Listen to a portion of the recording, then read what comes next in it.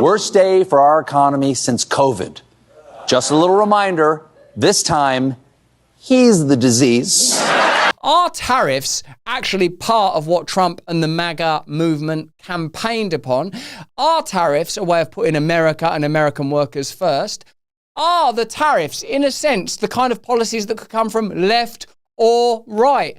Are they a way of ensuring that globalism at least experiences some limitation and some control? Let me know in the comments and chat what you think about those tariffs. Is it irresponsible of Trump and the Trump administration to introduce measures that impact the global economy in the manner that they do? Or will they bring the Chinese and America's various trading partners to the table? And let's have a look too at how legacy media are handling this story and whether or not they're using it to leverage further vilification and loathing of Trump and MAGA. Let us know also how you feel in the early part, the first sort of quarter of the first year of the Trump administration, on whether or not he's delivered on a variety of various areas such as geopolitics and war and health and vaccines. Do you feel you're getting what you voted for? The Middle East, relationships with Israel? Let me know in the comments and chat how you feel about it. Let's get into it.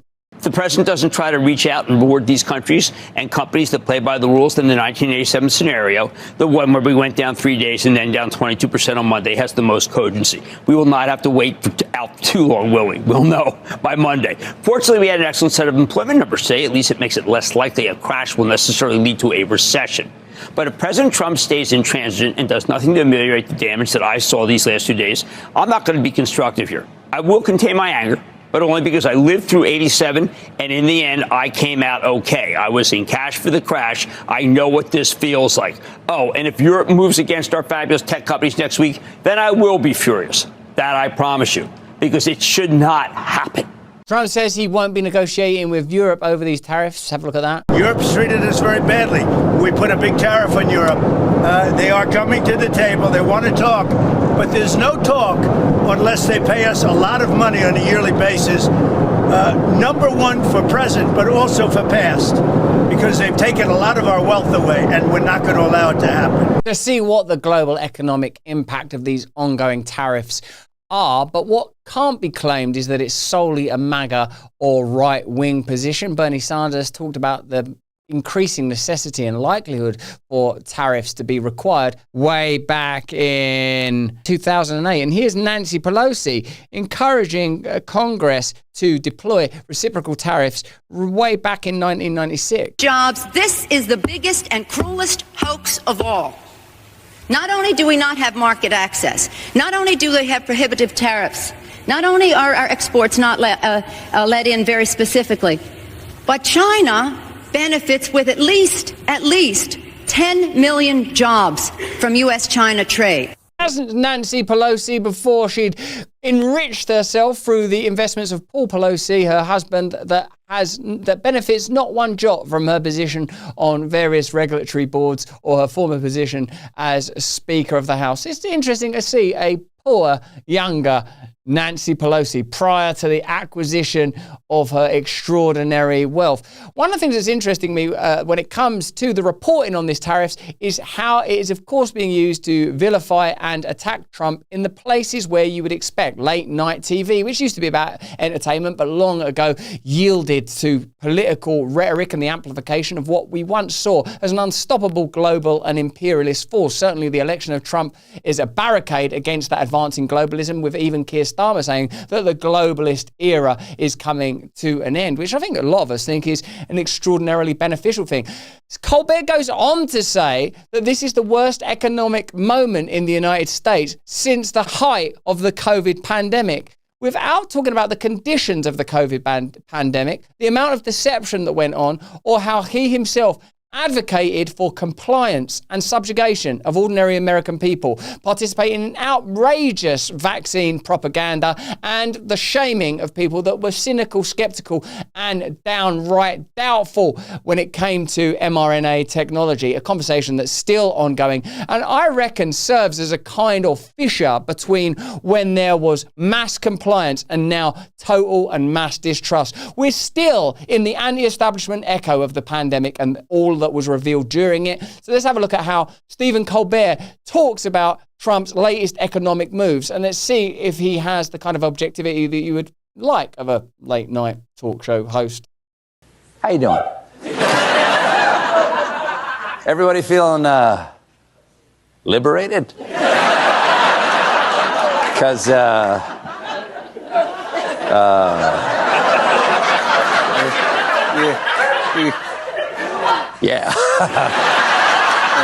Today was the first day of trading on Wall Street since Trump slathered our economy in honey and staked it down next to a fire ant hill. And the Dow Jones nosedived 1,700 points,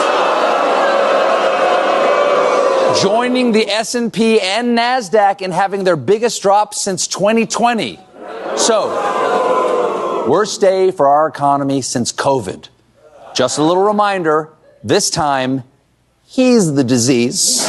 Does it ever evoke any curiosity in you that we've totally normalized the idea that financial stability and the control and success of the markets is the only metric and measure by which we can govern and control a nation? Do you ever inquire of yourself or the people that communicate to you, particularly through centralized media, that there might be other ways of living? Does it ever occur to you that the pendulum swing between left and right, whether that's in government institutions or media outlets, is a relatively small piece of the potential pie, that there might be acres, fathoms of unexplored territory spiritually that could be deployed, unmasked and explored when it comes to how we live? Do you know that new models may yet emerge? That as long as you see that which is measurable as the only means by which we can govern, that we will remain controlled by the limited purview of people that control institutions of finance, institutions of media, institutions of online communication, that will always benefit from further censorship, will always advocate for more and more control, that will ultimately always attempt to curtail and incur against your personal sovereignty. It's only when you awaken to a spiritual perspective that suddenly you see in lurid and clear light the depth of hypocrisy and corruption within these institutions, and what limited fare you are offered at their corrupt and hypocritical smorgasbord, a beggar's banquet indeed. There could be so much more. We could live in such glory. We are attuned to such beauty. The possibility of salvation is within us all. The possibility for real change is just within our grasps. People like Stephen Colbert, like reporting on the NASDAQ, like it's a football team, reveals to me the depths to which we have accepted the position of subjugation, almost to the point of spiritual slavery. Free speech is under attack, but Rumble Premium refuses to back down. I won't back down. Like Thomas Petty, he won't back. He's actually dead. But we're actually better than Tom Petty. We've always believed in empowering voices, no matter how unpopular. Now we're taking the fight to the next level. When major advertisers conspired to pull their dollary dues, even brands like Dirty Dunkin' Donuts, which I think of as being a bit like the Dunkin' Donut of that Tesla guy that wiped his hand on his butt. Remember him, this guy? Dunkin' Donuts is the donut equivalent of that. The free speech hating pigs, claiming that Rumble had a right-wing culture. How dare they? I mean, look at just some of these comments. Rumble does not have a right-wing culture. We are doing our very best to include everyone. That's from a Mr. A. Hitler. Look at this one. Rumble is my favourite site. I love it. I listen to it every night by firelight. That's from a Mr. Ku Klux Klan. Like, how can anyone have a problem with Rumble, one of the great stations? We're not here to fit a mould. We're here to defend free expression. That is the milk of free speech coming out of the tit, or just a tit, really. To strengthen this mission, we're excited to offer you Rumble Premium, a completely ad-free experience with exclusive benefits for viewers and creators. You'll find exclusive content from creators like Russell Brand. Hey, I'm him. Dr. Disrespect. That's my actual doctor. Timcast. Yeah, Timpo. The Mug Club. Yeah, go on, Crowder. We're going to come there. We're going to go on that show. It's more than a subscription. It's a stand for free speech. You're subscribing to freedom. Your voice matters. Join Rumble Premium. For a limited time, you can get $10 off an annual plan using the promo code BRAND. Visit rumble.com/premium, promo code BRAND. Together, we can turn the tide. Whether you join Rumble Premium or simply keep watching, your support helps keep free speech alive. Join Rumble Premium and help keep free speech alive, baby.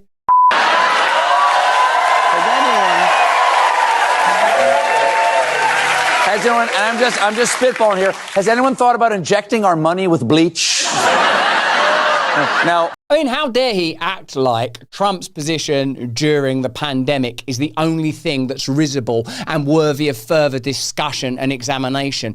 I feel like Colbert literally had Fauci on. And if he didn't, he was filleting him at a distance, wasn't he? Oh, Fauci's a hero. What a fantastic guy. Let's comply. Let's dress up as syringes. I've been on Stephen Colbert. I actually kind of like Stephen Colbert. I know Stephen Colbert's a Catholic. But how can he be on TV continually advocating for that kind of blunt, bludgeoning, continual state of ignorance and compliance that they want from all of us? This is a time of mass awakening. This is a time where we have to have serious conversations about the relationship between the United States and Israel. This is a time where we have to have serious conversations about what's happening in the United Kingdom and what Keir Starmer's centralist government's trying to achieve. This is a time where we have to recognise that our own morality as deployed by our political institutions has become corrupt and broken. No one trusts the legacy media anymore. No one trusts the government anymore. No one trusts the kind of authority that came to power and was exposed during the pandemic period. This is a period where we ought be entering into a reckoning and an awakening. Because of like the weird and particular position I find myself in as a person that's been famous, been in Hollywood, been around celebrity, been rich, been granted loads of access to pleasures, and now occupies an entirely different state in so many ways, I feel like I'm qualified to talk about that stuff. I recognise that I'm a kind of apostate, that I lived within that world, that I worked within those institutions, that I advocated for those kind of ideas, that I would have been the kind of person that would have amplified wokeness without recognising that it was never about compassion. It was always about, one, control, and two, causing division. Human beings are supposed to be varied. We're supposed to have a variety of perspectives. We're supposed to have maximal control in our lives. The reason your country, the United States of America, is so fantastic is because it was built on a constitution and a bill of rights that advocated for maximal freedom for the individual as long as you were dutiful and respectful, that the states would be free and run individually by the members of those communities, the maximum amount of freedom, not centralized control. Now what we have is mass media influence and mass media domination, centralized authority and power. And when someone comes in, a nativist, a populist like Trump, doubtless there have been some errors and there's been some surprises since he's been in office. Let me know in the comments and chat which ones have surprised you most. But at least it's a kind of rupture in the imperialism and globalism that preceded it. But that's just what I think. Let me know what you think in the comments and the chat about that. Let's watch the rest of this Colbert moment. One bit of good news coming out of all this. It's all pretty solid proof that there is no deep state. Because if there was, they would have stopped this.